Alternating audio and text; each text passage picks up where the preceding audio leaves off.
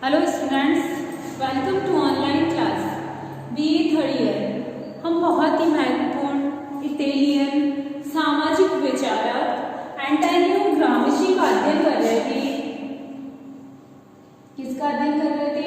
Antonio ग्रामशी। ये कहाँ के रहने वाले थे स्टूडेंट्स?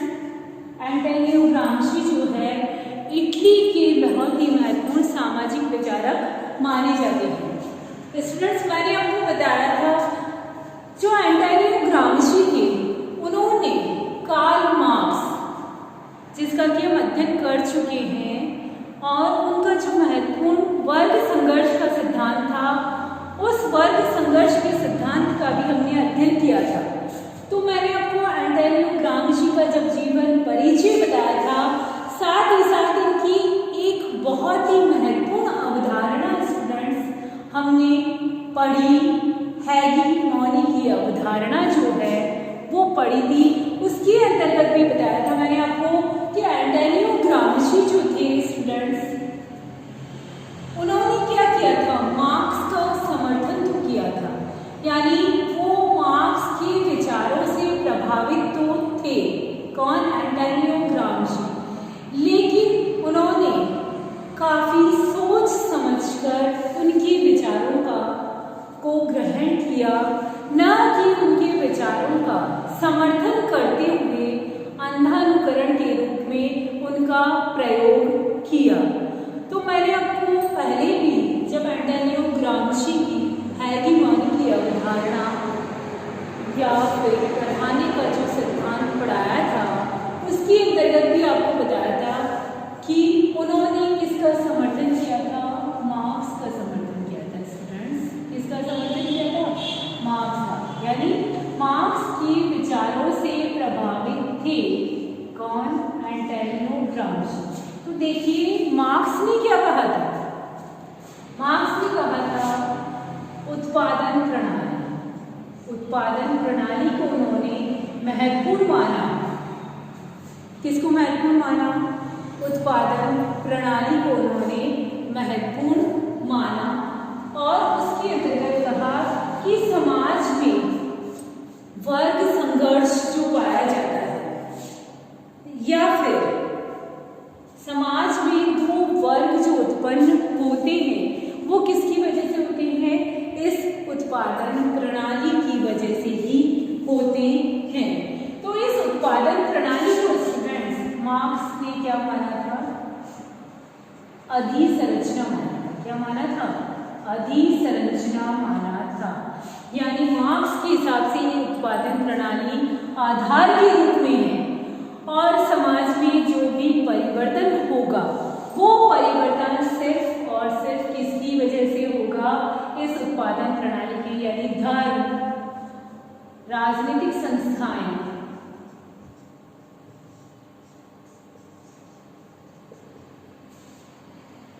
सामाजिक संस्थाएं इत्यादि में यदि परिवर्तन होता है तो वो सिर्फ और सिर्फ किसकी वजह से होता है? उत्पादन प्रणाली की वजह से। यानी जो अधिसंरचना है, यदि अधिसंरचना में परिवर्तन होता है तो इस अधोसंरचना में अपने आप ही परिवर्तन आ जाता है। किसमें परिवर्तन आ जाता है? इस अधोसंरचना में। अधिसंरचना का सीधा साधा सा इफेक्ट, सीधा साधा सा जो प्रभाव है वो किस पर पड़ता है? अधोसंरचना पर पड़ता है। तो ये मार्क्स का जो समर्थन किया, तो मार्क्स ने जो अपने विचार दिए, उन विचारों को एंटोनियो ग्रामशी ने प्रकट किया। लेकिन साथ ही साथ स्टूडेंट्स एंटोनियो ग्रामशी ने जो अपनी नागरिक समाज की अवधारणा दी, जिसका कि हम अभी अध्ययन करने के लिए जा रहे हैं, नागरिक समाज की अवधारणा या फिर सिविल सोसाइटी, इसकी सिविल सोसाइटी की अवधारणा का जो उल्लेख किया है स्टूडेंट्स, ये बिल्कुल जो है बेस्ड मार्क्स ने जो अपना सिद्धांत दिया उस पर ही आधारित है। किसकी? एंटोनियो ग्रामशी की सिविल समाज की अवधारणा। तो उन्होंने, एंटोनियो ग्रामशी ने सिविल समाज की अवधारणा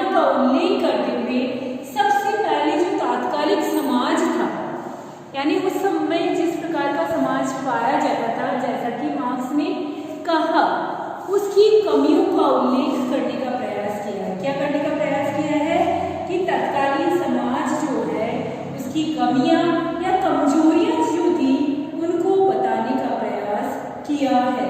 उन्होंने ये बताया कि जो अधिसंरचना वाला उल्लेख जो है, यानी जिस पर कानूनी और राजनीतिक ढांचा, धर्म, नैतिक आदर्श, सामाजिक विकास के दौरान उत्पादन प्रणाली अथवा आधार में जो परिवर्तन होते हैं, उस आधार में परिवर्तन के परिणाम स्वरूप अधिसंरचना के सभी भागों में स्वतः ही परिवर्तन हो जाता है। ऐसा मार्क्स ने भी कहा था कि यदि आधार में परिवर्तन होगा तो आधार में परिवर्तन के बाद जो धर्म, राजनीतिक संस्थाएं, सामाजिक संस्थाएं हैं, उन सभी में अपने आप परिवर्तन हो जाता है। तो इस रूप में जहां मार्क्स जो स्टूडेंट्स क्या करते हैं, वो कहते हैं पूंजीवादी सामाजिक व्यवस्था जिसका कि उत्पादन प्रणाली पर अधिकार होता है। मैंने आपको वर्ग संघर्ष के सिद्धांत में भी बताया था, 2 वर्ग हैं, कौन कौन से? पूंजीपति और सर्वधर्म। इन दोनों में मार्क्स क्या कहते हैं? संघर्ष पाया जाता है। संघर्ष का कारण महत्वपूर्ण क्या है स्टूडेंट्स? उत्पादन प्रणाली। संघर्ष सिर्फ और सिर्फ इस अधिसंरचना की वजह से होता है। और इस संघर्ष के पश्चात जिस प्रकार के समाज की स्थापना होती है, वो समाज कौन सा होता है? समाजवादी समाज। कौन सा समाज? समाजवादी समाज या फिर साम्यवादी समाज की स्थापना होती है। किंतु ग्रामशी जो है मार्क्स के सिद्धांतों का कुछ तो समर्थन करते हैं और कुछ विरोध करते हैं, और करते हुए पूंजीवादी समाज की संस्कृति में जो 2 प्रकार के प्रभुत्व पाए जाते हैं, या प्रभुत्व की जो 2 प्रकार की संरचनाएं पाई जाती है स्टूडेंट्स,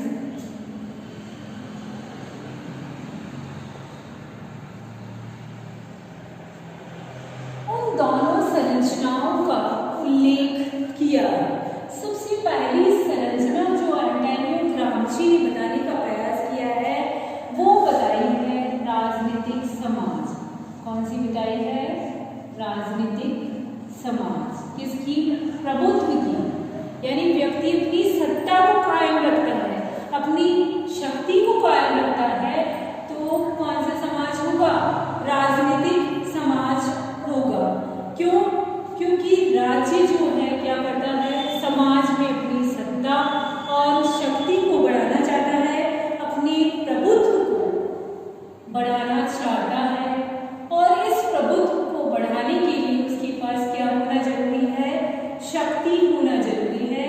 और शक्ति के साथ साथ वो अपनी सत्ता को बढ़ाने के लिए बल का प्रयोग भी करता है, यानी बल प्रयोग का सहारा भी लेता है। तो इस तरह से सरकार का जो संपूर्ण ढांचा होता है स्टूडेंट्स, वो ढांचा जो है इस राजनीतिक समाज के अंतर्गत ही सम्मिलित होता है। तो इससे जुड़ी हुई जो भी संस्थाएं होंगी या फिर इससे जुड़ी हुई जो भी संरचनाएं होंगी, और एंटोनियो ग्राम्शी ने जिस राजनीतिक समाज का उल्लेख किया है उसके अंतर्गत ये बताया है कि इसके अंतर्गत जो भी संस्थाएं होती हैं या फिर जो भी संरचनाएं होती हैं, उन संरचनाओं में शक्ति प्राप्त करने के लिए या सत्ता प्राप्त करने के लिए हमेशा किसका प्रयोग किया जाता है? बल प्रयोग की संभावना रहती है। दूसरा महत्वपूर्ण प्रभुत्व की जिस संरचना का उल्लेख करने का एंटोनियो ग्राम्शी ने प्रयास किया है, वो है नागरिक समाज। कौन सा है? नागरिक समाज।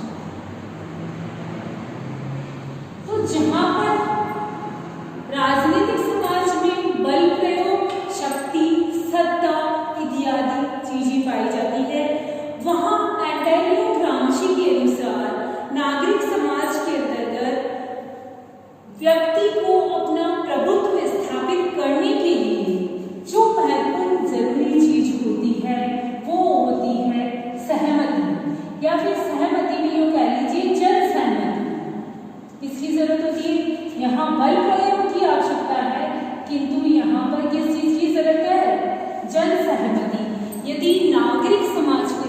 स्थापना करनी है तो सभी व्यक्तियों की, जनता की यानी जन सहमति की जो है आवश्यकता होती है, क्योंकि नागरिक समाज का निर्माण जो होता है स्टूडेंट्स वो किस आधार पर होता है, जन सहमति के आधार पर ही होता है।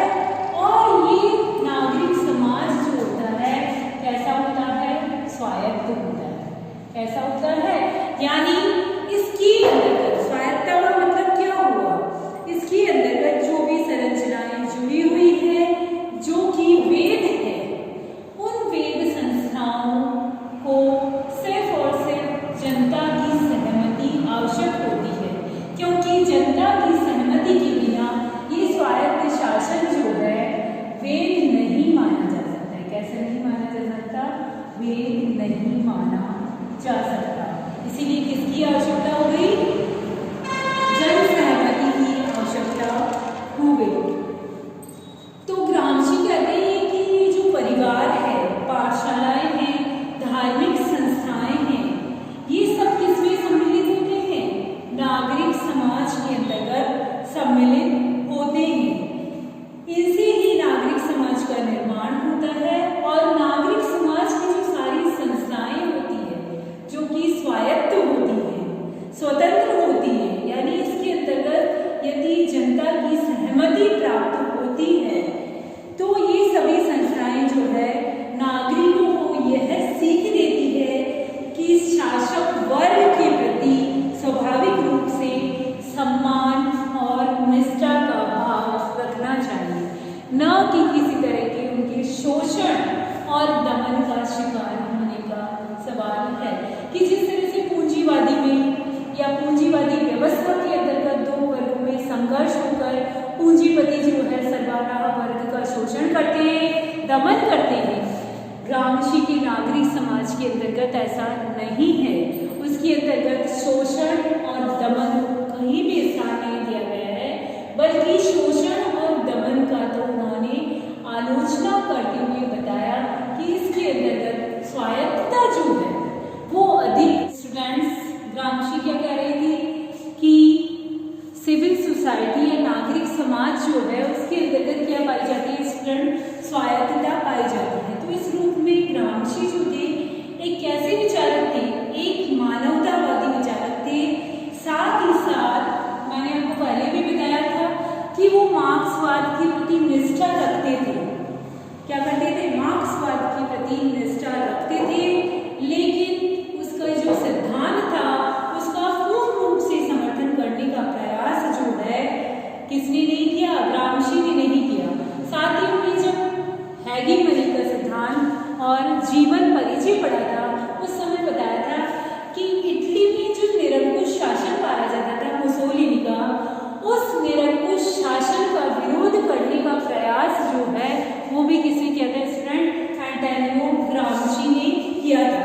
क्यों, क्योंकि वह निरंकुश शासन की बजाय किस प्रकार के शासन का समर्थन करते थे, लोकतंत्र का समर्थन करते थे, जिसमें लोकतंत्र में क्या होगा, जनता द्वारा जनता के लिए शासन होगा, साथ ही साथ जिसके अंतर्गत क्या होगा, जन सहमति होगी। इस प्रकार की अवधारणा का उन्होंने समर्थन किया, क्योंकि निरंकुश शासन जहाँ होता था वहाँ शोषण और दमन पाया जाता था।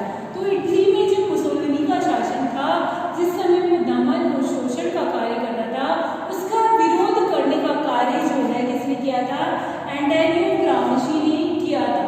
और मार्क्स ने जहाँ बोला कि सभी परिवर्तन जो है अधिसंरचना या उत्पादन प्रणाली की वजह से होते हैं और उसके बाद जो है समाजवाद की स्थापना होती है या फिर साम्यवाद की स्थापना होती है, किंतु एंटोनियो ग्रामशी जो है लोकतंत्र का समर्थन, मार्क्स लोकतंत्र का समर्थन नहीं करते हैं, क्योंकि वो क्या कहते हैं कि लोकतंत्र जो है बुजुर्गा वर्ग के या फिर पूंजीपति के शोषण को बढ़ाने का कार्य जो है कौन करता है, लोकतंत्र करता है।